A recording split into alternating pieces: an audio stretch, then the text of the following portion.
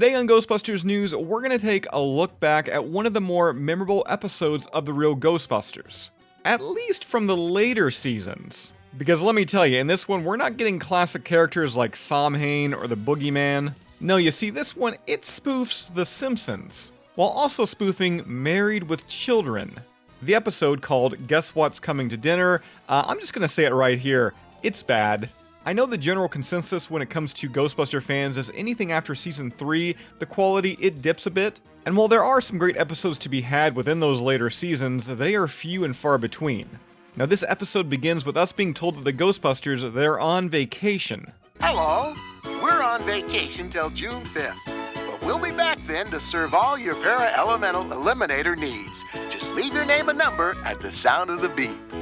And with the Ghostbusters being away, it leads to this just unlikely scenario. And here we have a delightful little haunt just made for a family of 4. A ghost realtor is showing off the Firehouse to, yes, this familiar-looking Simpsons-like family. And I just want you to stop and think for a second. A ghost realtor. So are we to believe that before ghosts can haunt a place, they have to be shown it? You know, to make sure it's the perfect fit for them? And the fact that a realtor's involved here and it sounds like they're gonna buy the Firehouse? Like, does this require putting down a paranormal payment and getting a loan from the ghost bank? I have so many questions.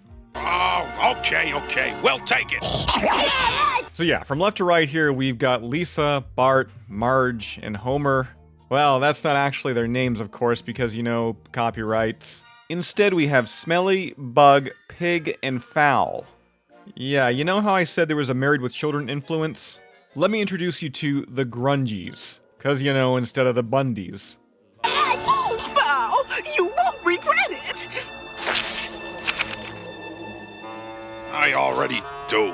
That's right, while the appearance of the characters they are squarely based on The Simpsons, their names and even their personalities, they mirror Married with Children's characters to an extent. Who could possibly need 6 leaf blowers?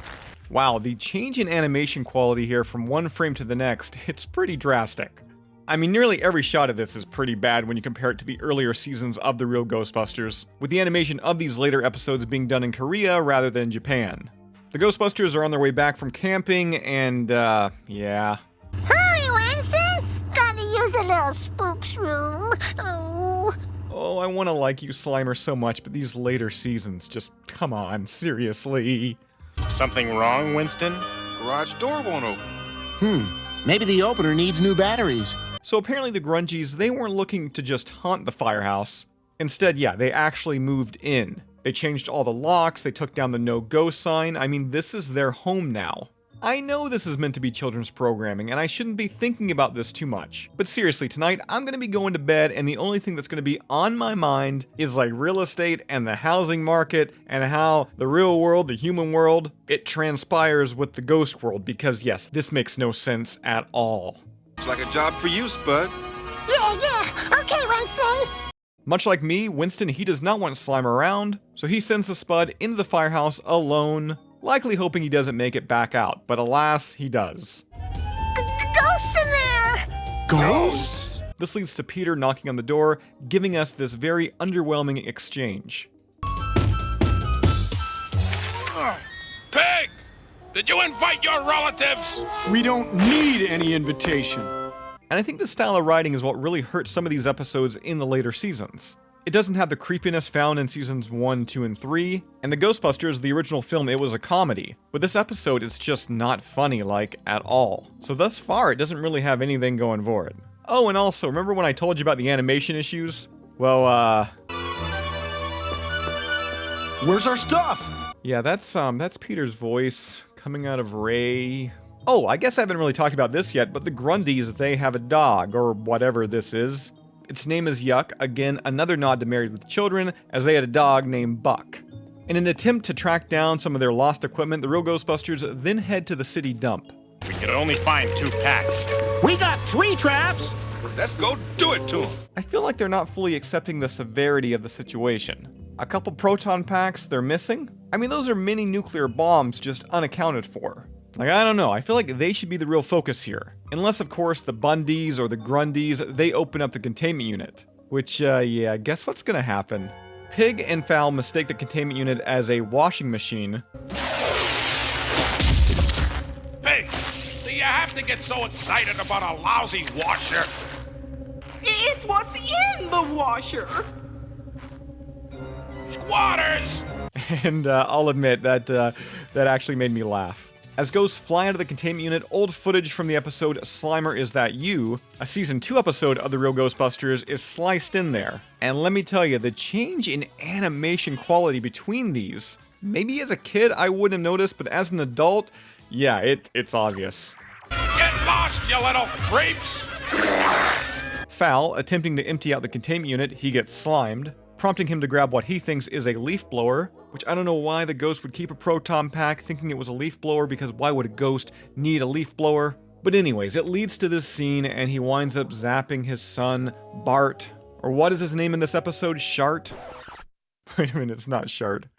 It's Bug. His name is Bug. So yes, he shoots Bug in the butt. I mean, that would probably make him Shart. And wait a minute here, now all 4 Ghostbusters, they have their proton packs. I mean, that's great, they're all accounted for now, but minutes ago, we were told they just found 2 of them. And, you know what? No, never mind, forget it. Apparently, much like the animation, continuity wasn't really a strong suit in later seasons of The Real Ghostbusters either. Going somewhere, flesh heads? Jack Nicholson? Is that you? Also, let's just slow this scene down for a quick second. Oh, I'm sorry, Ray. I'm sorry. Attempting to be less conspicuous to get by the ghosts that are now at the Firehouse, the Ghostbusters, they get costumes. I'm really honestly so lost. Just, okay. This episode isn't as nearly as good as I remembered it. It's bad. It's really bad. Slimer gets sent into the Firehouse to turn off an apparent energy field, which I don't think he does. But I do have to say, he does deliver an Oscar-worthy performance here. Emergency!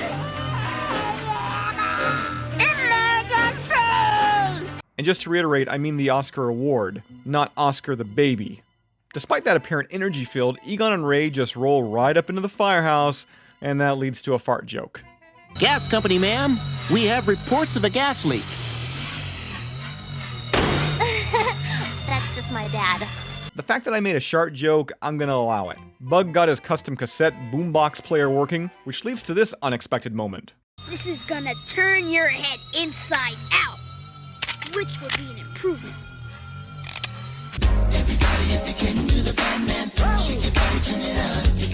Things go south for Ray and Egon being trapped by the Grungies. If you don't free us immediately, we're all going to be blown sky high. Yeah, sure, save it, pal. You're talking to foul grungy. And I wasn't born yesterday. In fact, I wasn't born.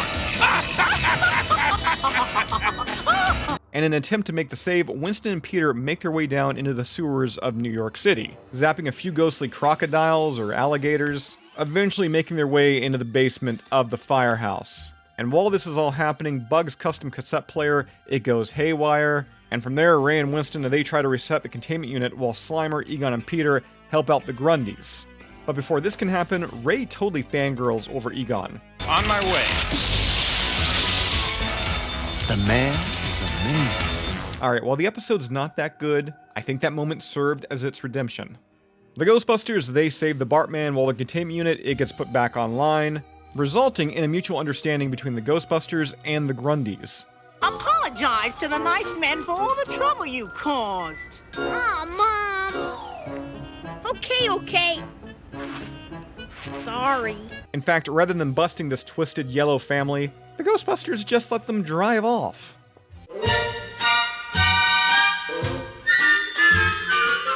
The episode then ends with a joke that feels like it would be better suited in a sitcom rather than an animated cartoon show. All in favor of taking another vacation immediately, say aye.